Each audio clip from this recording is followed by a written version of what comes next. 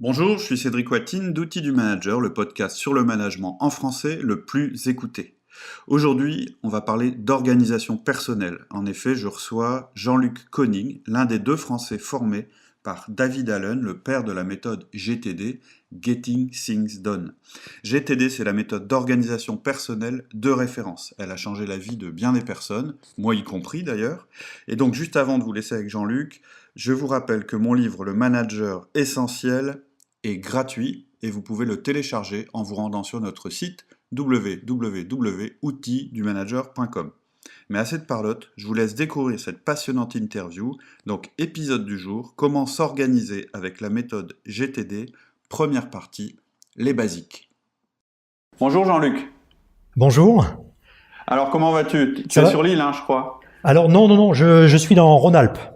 Ah d'accord, ok. J'étais persuadé que tu étais dans le Nord. Non. Ok. Bon, écoute, pour commencer cette interview, ce que je propose, c'est que tu te présentes un petit peu, puis que tu présentes ton activité. Oui, alors je m'appelle Jean-Luc Koning. Mon activité principale, je suis professeur en école d'ingénieur. D'accord. Depuis à peu près 25 ans. Okay. Et j'ai eu l'occasion au cours de ces 25 années d'occuper un certain nombre de postes où petit à petit j'ai été directeur des études d'une école d'ingénieurs et puis j'ai été responsable d'un laboratoire de recherche. D'accord. Ça c'est de manière générale indépendant de GTD. Et puis il y a eu un tournant dans ma vie. C'était au début des années 2000. J'ai été appelé à la vice-présidence du groupement d'écoles d'ingénieurs dont je fais partie. C'est le plus grand groupe d'écoles d'ingénieurs en France. D'accord. Et tout d'un coup, c'est quelles écoles d'ingénieurs en fait? C'est l'Institut Polytechnique de Grenoble. D'accord, ok, oui. Et en fait, du jour au lendemain, j'étais confronté, si tu veux, à des projets qui étaient de plus grande envergure que ce que j'avais l'habitude de faire.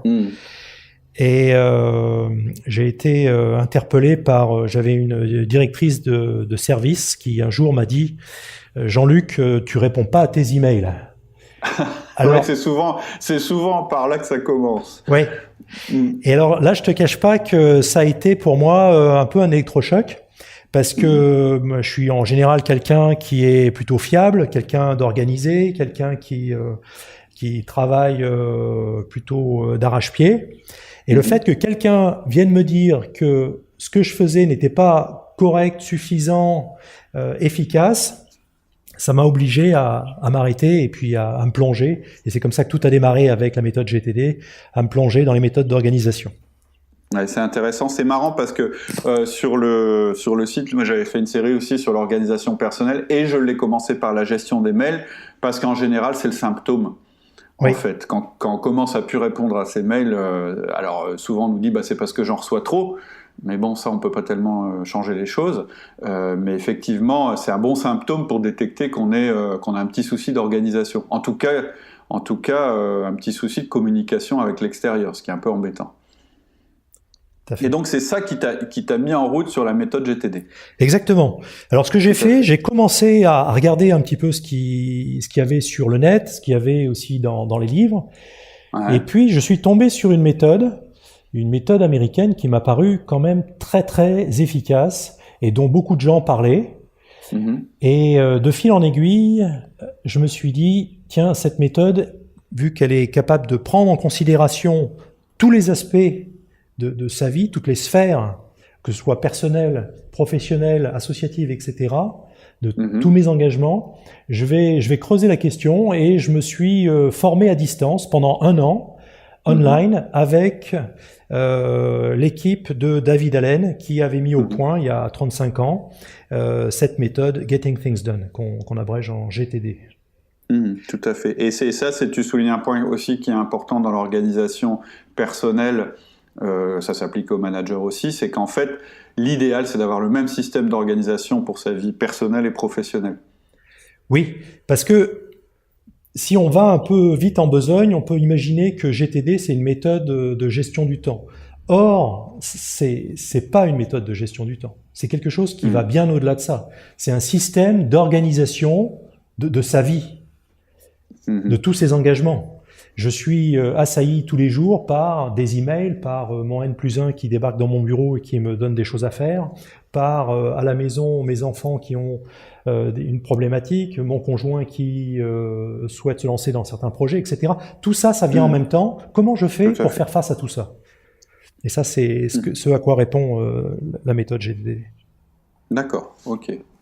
Hyper intéressant. Alors, est-ce que peut-être à ce stade... Donc, du coup, pour reprendre le fil chronologique, tu as pris conscience de ça et tu as mis en application les outils. Alors, j'ai commencé par me former pendant 1 an, à distance avec David Allen qui était en Californie à cette époque-là.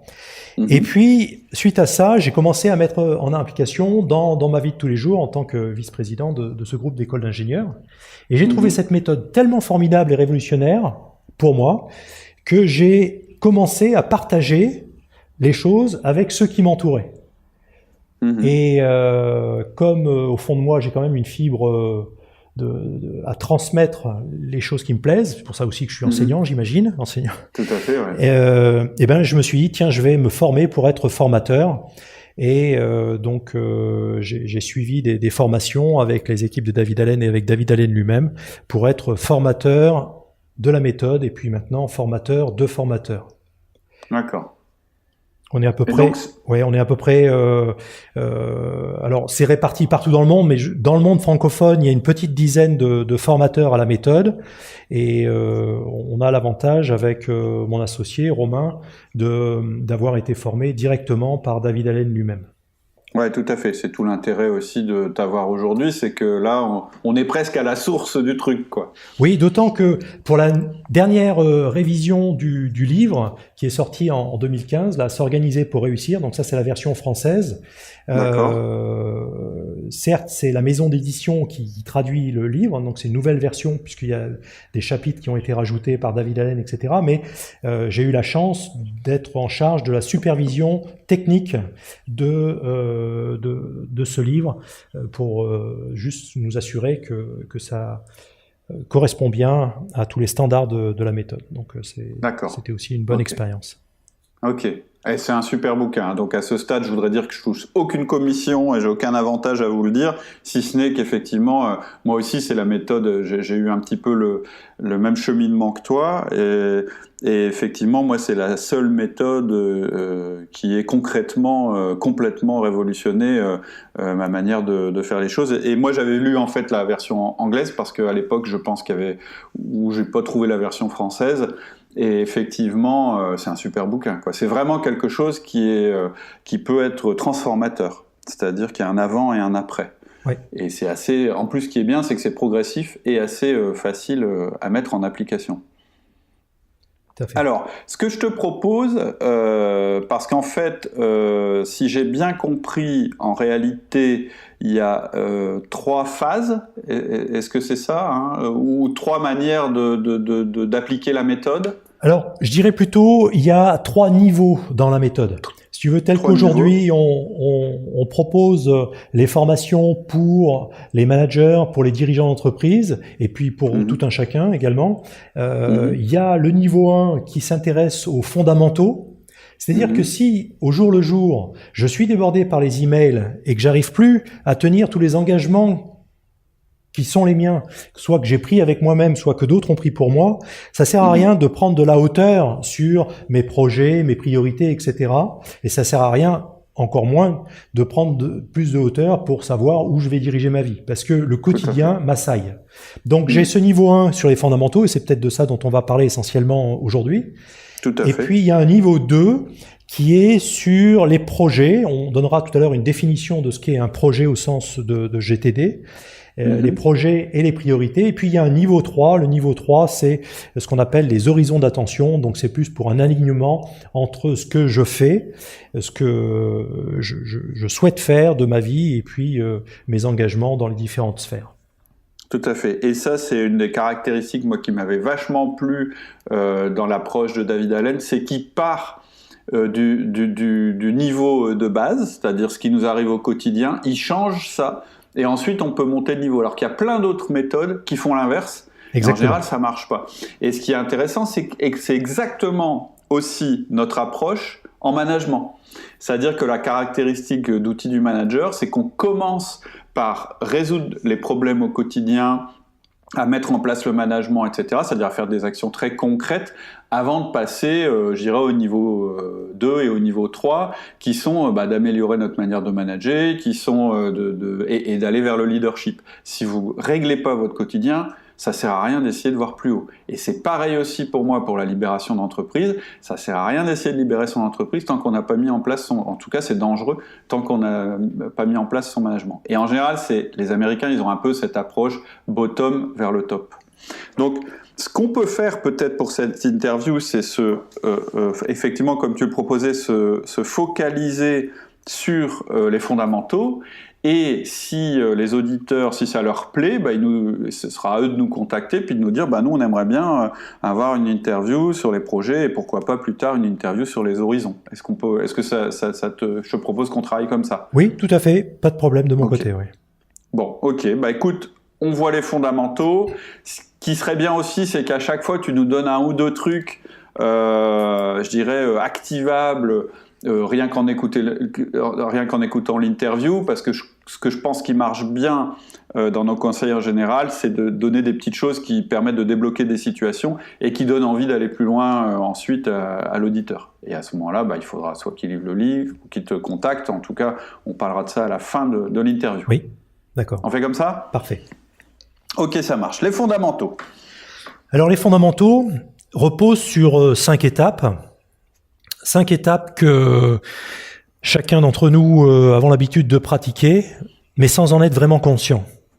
D'accord. C'est-à-dire qu'on fait des choses parce qu'on n'a pas attendu aujourd'hui pour commencer à s'organiser dans notre vie.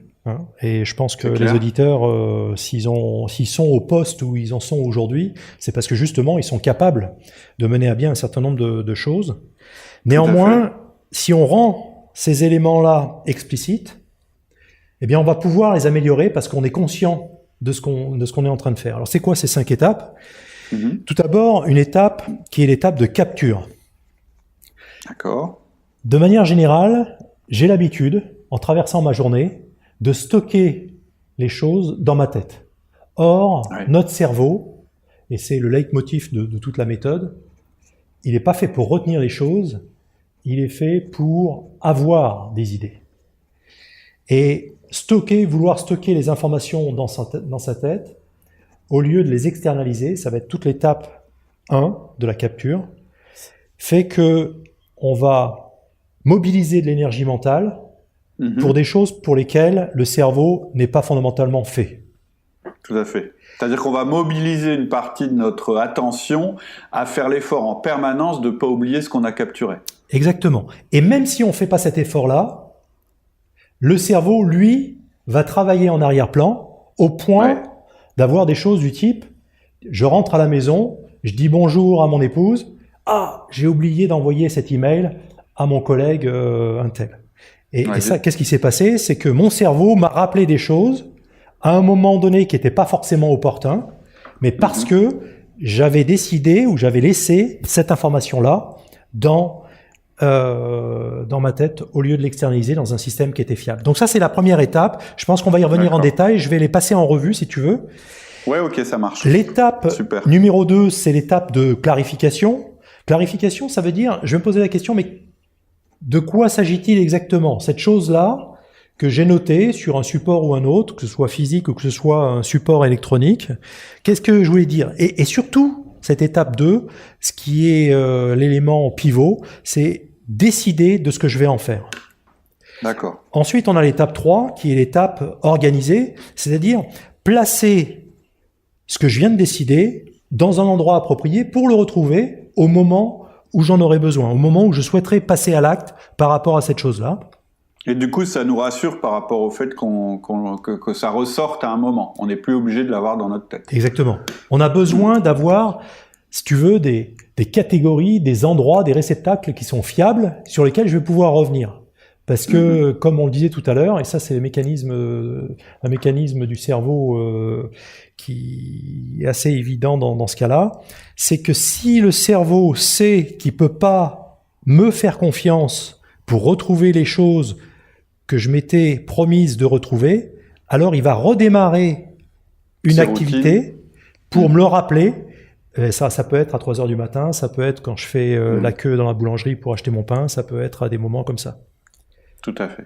On en était à l'étape 4. L'étape 4, c'est l'étape revoir. Revoir, et alors ça s'appelle en jargon GTD, c'est un terme qui maintenant a toute sa signification, c'est la revue hebdomadaire. C'est revoir à des moments réguliers, en général tous les 7 à 10 jours, l'ensemble de mon système, parce que ce qui se passe, c'est qu'en 7 jours, bien la vie m'a bousculé. Il y a des choses que j'ai faites et j'ai pas noté que je les ai fait. Il y a des choses que j'ai pas fait, mais j'aurais dû faire autre chose, et donc il faudrait que je change les actions que je m'étais promis ou que je m'étais engagé à faire, etc. Donc revoir mon système pour le remettre à jour. C'est un peu la maintenance du système. Exactement. Et c'est absolument clé, effectivement. Moi, j'appelais ça la routine du lundi. C'est que si on fait pas ça, il y a l'entropie qui garde, le chaos qui se met dans le système, et en fait, on croit que le système est pas bon alors qu'on a juste loupé cette étape-là. Exactement. Si tu veux, c'est le ciment de la méthode. C'est la pierre angulaire. C'est ce qui fait que tout le reste va fonctionner correctement. Et puis la 5e étape, c'est s'engager, c'est-à-dire faire, passer à l'acte. Alors dans faire, il y a les aspects priorité, il y a les aspects choisir en fonction du contexte. Ouais, mais on reviendra sur ça. Voilà. Donc là, j'ai brossé à peu près les 5 étapes. Je vais reprendre les 5 étapes juste pour qu'on se les fixe dans l'esprit. Première étape, c'est la capture. La deuxième, c'est la clarification. La troisième, c'est l'organisation. La quatrième, c'est la revue. Et la 5e, c'est l'engagement au passage à l'acte. Voilà, c'est tout pour aujourd'hui. J'espère que ça vous a plu. Dans le prochain épisode, nous entrons dans le détail de chaque partie, avec à chaque fois des bonnes pratiques et des erreurs à éviter, pour que vous puissiez commencer à modifier votre organisation. Et en attendant le prochain épisode, je vous donne rendez-vous pour échanger sur notre site www.outildumanager.com. À bientôt, au revoir.